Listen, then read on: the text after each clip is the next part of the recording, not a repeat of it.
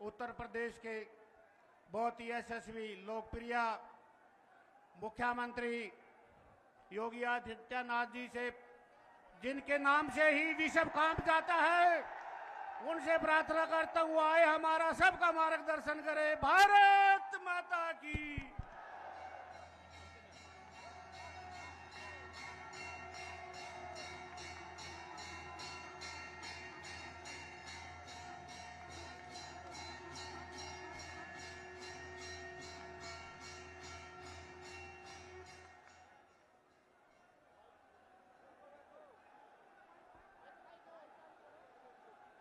भारत माता की। भारत माता की। भारत माता की। वंदे वंदे वंदे। असंध के इस पावन भूमि पे आप सबने राम म्यारी राम राम।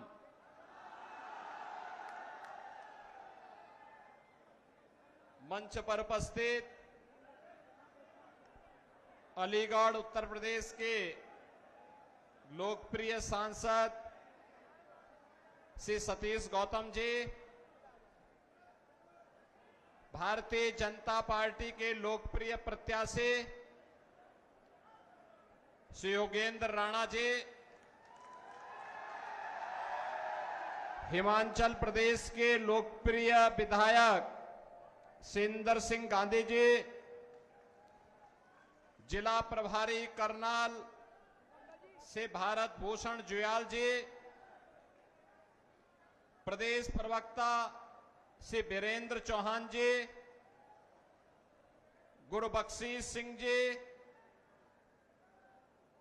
गुरुद्वारा प्रबंध कमेटी के सरदार गुलाब सिंह जी, श्री समित नरवाल जी, सुनील गोयल जी, संजय राणा जी, पूर्व मेयर श्रीमती रेणु बाला गुप्ता जी, भारतीय जनता पार्टी के सभी पदाधिकारीगण, असंध विधानसभा क्षेत्र से जुड़े हुए मेरे सभी उपस्थित बहनों और भाइयों, मैं प्रभु श्री राम की पावन धरा अयोध्या धाम की भूमि उत्तर प्रदेश से आपके बीच में एक विशेष संदेश के साथ आया हूं। बहनों और भाइयों, यह संदेश है प्रधानमंत्री मोदी जी के एक भारत श्रेष्ठ भारत का।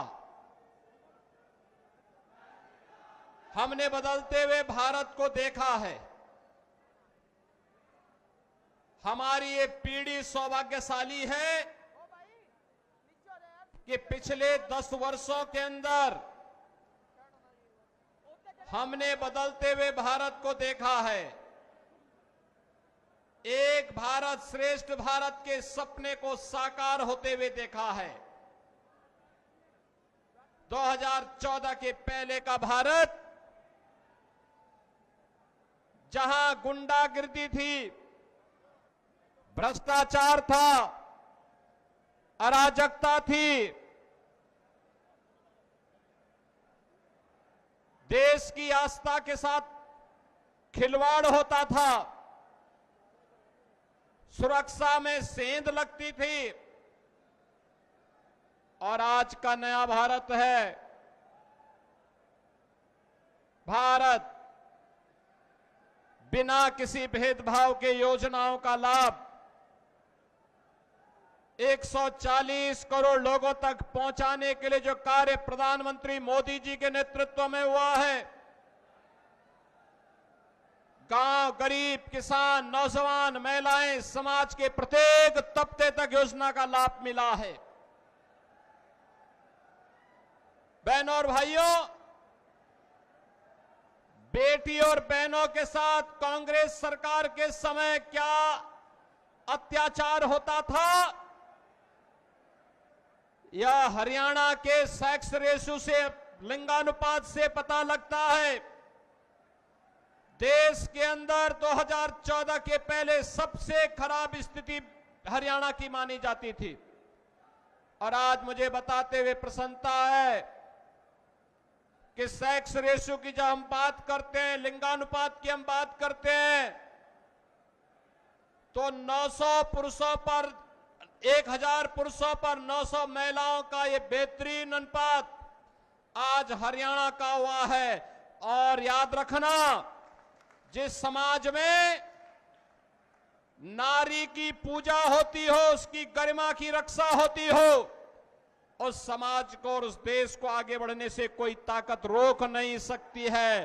और हमारे हरियाणा ने यह करके दिखाया है 10 वर्षों में। हमारे हरियाणा ने यह करके दिखाया है। बहनों और भाइयों, जो कांग्रेस की सरकार के समय, बहुजन समाज पार्टी की सरकार के समय जो असंभव था, वह मोदी जी ने संभव करके दिखाया है। याद करिए, आज आपके करनाल में हरियाणा का पहला मेडिकल यूनिवर्सिटी भी खुल चुका है।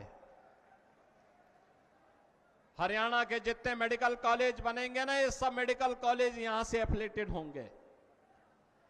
आपकी एक नई पहचान मिलने वाली है। हरियाणा के पास अपना एक मेडिकल यूनिवर्सिटी है, एक स्पोर्ट्स यूनिवर्सिटी भी है। आज हरियाणा में हर घर नल की योजना भी है। तो हरियाणा आज अराजकता और भ्रष्टाचार का नहीं, परिवारवाद का नहीं, बल्कि विकास का एक नया मॉडल बनकर के उभरा है। ये डबल इंजन सरकार की ताकत इस रूप में आज हरियाणा में देखने को मिल रही है। बहनों और भाइयों, मैं इससे पहले एक सभा में था, और इससे पहले कि जिस सभा में मैं था, वहां पर सभा में जाने के पहले एकदम मंच के पास थोड़ी दूरी पर भारतीय जनता पार्टी के कार्यकर्ताओं ने महाराणा कुंभा की भव्य प्रतिमा पर माल्यार्पण का कार्यक्रम रखा हुआ था। आप याद करिए, इस महान योद्धा ने भारत की सुरक्षा के लिए, भारत की संप्रभुता के लिए उस कालखंड में जो योगदान दिया था, आज भी उस महान योद्धा को, चाहे वह महान योद्धाओं में महाराणा कुंभा हो, महाराणा सांगा हो, महाराणा प्रताप हो या पृथ्वीराज चौहान हो,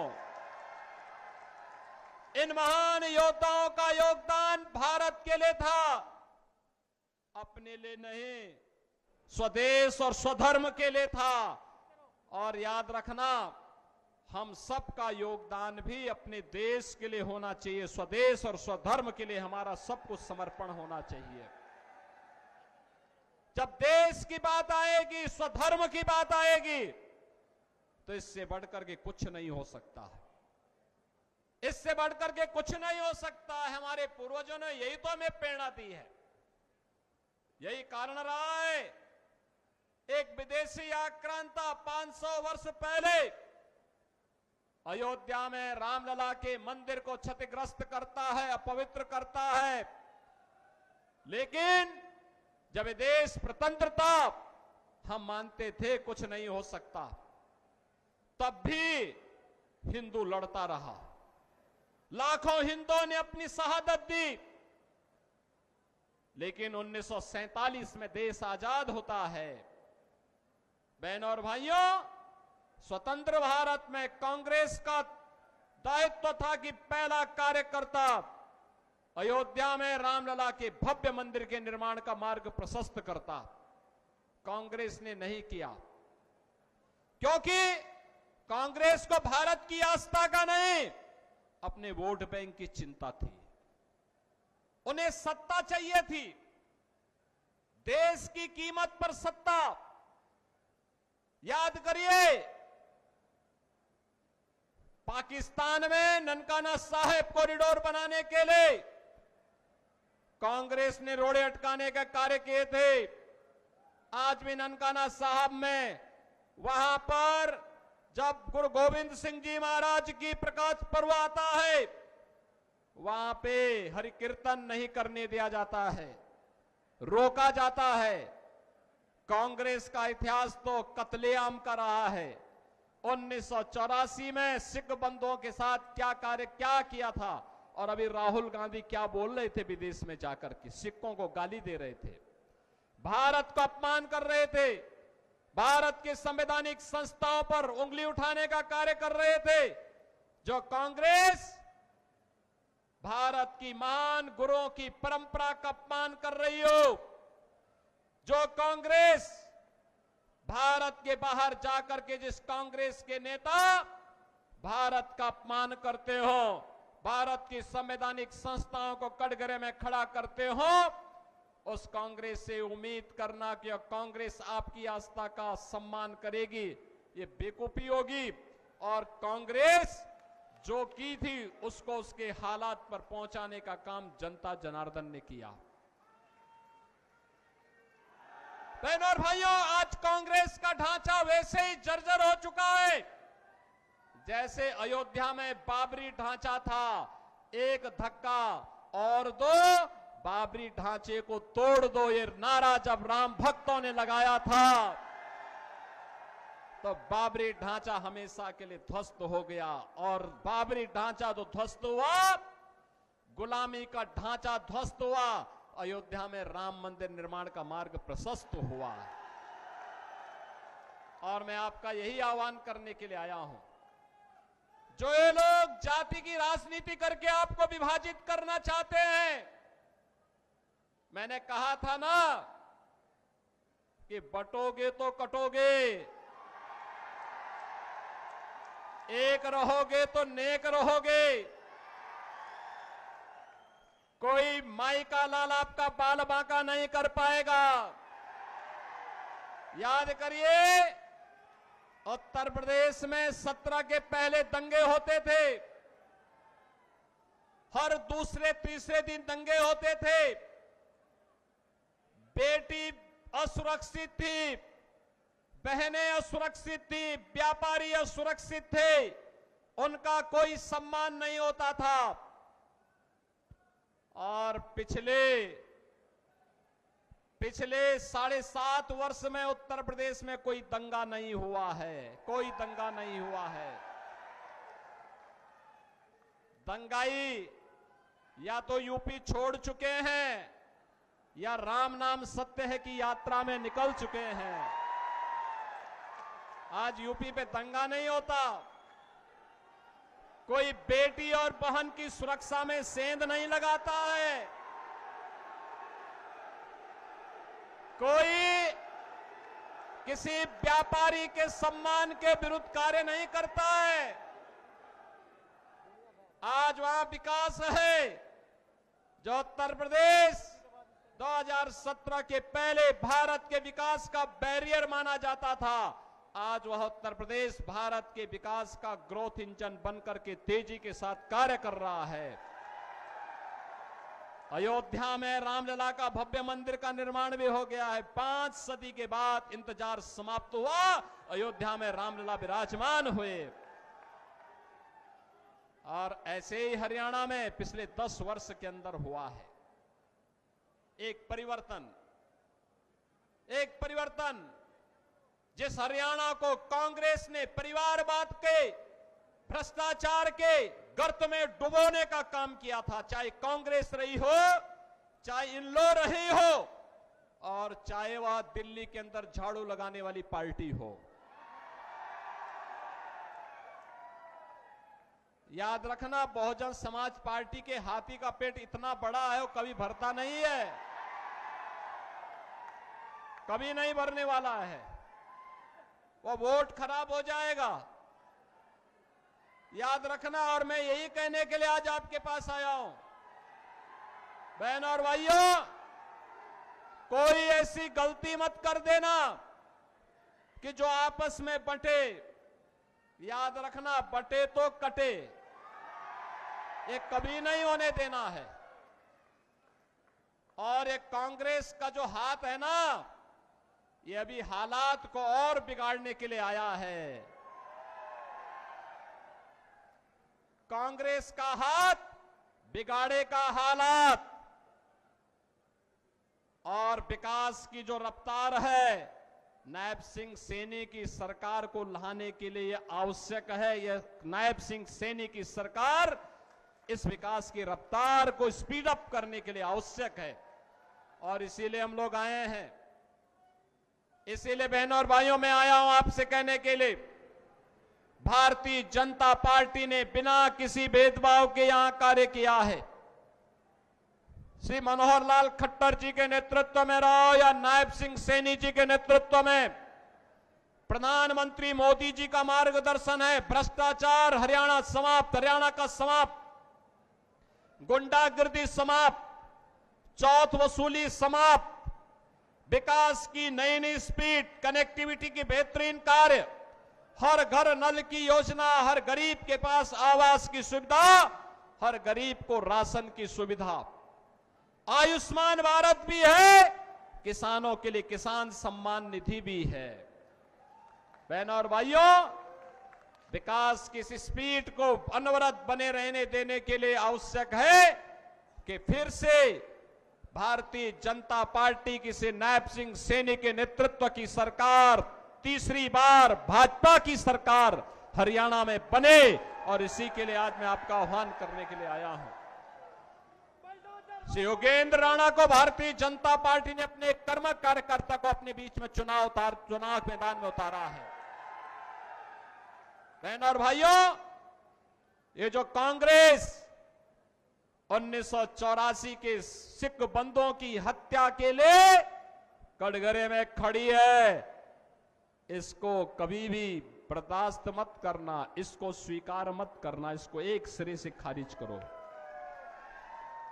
ये अंतिम श्वास गिन रही है, अब अपनी ऑक्सीजन दोगे तो इसका विष बेल फिर तेजी के साथ फैल करके देश के अंदर दंगे करवाएगा, लूटपाट कराएगा, कश्मीर में सेंध लगाने का कार्य करेगा, सुरक्षा में सेंध लगाने का काम करेगा, अराजकता फैलाने का कार्य करेगा। ये कतई मत होने देना। कांग्रेस हो या बहुजन समाज पार्टी या आम आदमी पार्टी, ये तीनों एक ही थैले के चट्टे बट्टे हैं, इनको विकास से कोई लेना देना नहीं। ये अराजकता को बढ़ाने वाले दल हैं, परिवारवाद को बढ़ावा देने वाले दल हैं, आखंड भ्रष्टाचार में डूबे हुए दल हैं, इनका विकास से कोई लेना देना नहीं। गांव से, गरीब से, किसान से, महिलाओं से, किसी भी तबके से इनका कोई लेना देना नहीं है। इनका तो एक ही एजेंडा है, बांटो और राज करो। हमें बंटना नहीं है, हमें बंटना नहीं है। एकजुट होकर के एक भारत श्रेष्ठ भारत की परिकल्पना को साकार करने के लिए और विकसित भारत के लिए हमें प्रधानमंत्री मोदी जी के नेतृत्व में फिर से हरियाणा में नायब सिंह सैनी की सरकार को लाना है। योगेंद्र राणा को भारी बहुमत से विजयी बना के भेजना है। बना के भेजेंगे, योगेंद्र राणा विजयी बनकर के जाएंगे। सभी लोग सहमत हैं? जहां तक मेरी आवाज जा रही, दोनों हाथ ला करके बोलो, सभी लोग सहमत हैं?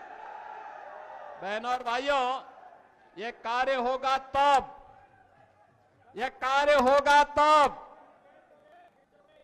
जब आप सभी लोग, जितने भी लोग हैं, 5 अक्टूबर को जब वोटिंग होगी, 5 अक्टूबर की वोटिंग के दिन याद रखना, तब नवरात्रि का पर्व भी हो रहा होगा। 5 अक्टूबर को अपने घर में रहना है। हर मतदाता जितना भी यहां पर आया हुआ है, जिस तक मेरी आवाज पहुंच रही है, उन सबसे मैं अपील करूंगा कि आप सभी लोग याद रखना, आप में से हर व्यक्ति 10-10 मतदाताओं को पहले से चिन्हित करके अपने साथ मतदान केंद्र में ले जाकर के मतदान करवाने में अपना योगदान देना। करेंगे? सभी लोग करेंगे? ये जो मंच पंडाल के बाहर जो लोग हैं वे लोग भी करेंगे? इस पार उस पार सभी लोग सहमत हैं? सभी लोग करोगे? आपस में बंटोगे नहीं ना? देश के लिए कार्य करेंगे ना? यह वोट हरियाणा के विकास के लिए और भारत को मजबूत बनाने के लिए करेंगे ना? मेरे साथ बोलेंगे फिर, भारत माता की, भारत माता की, भारत माता की जय श्री राम, जय जय श्री राम। धन्यवाद।